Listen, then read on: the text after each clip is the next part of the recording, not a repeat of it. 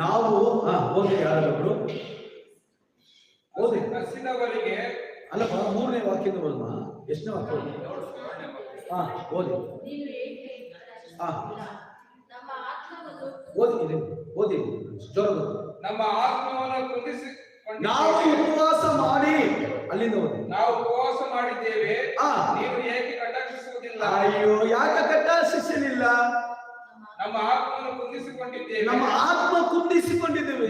ಗಮನಿಸದಿರುವುದೇಕೆ? ಗಮನಿಸದೇ ಇರುವುದೇಕೆ? ಕೊಡುತ್ತಾರೆ.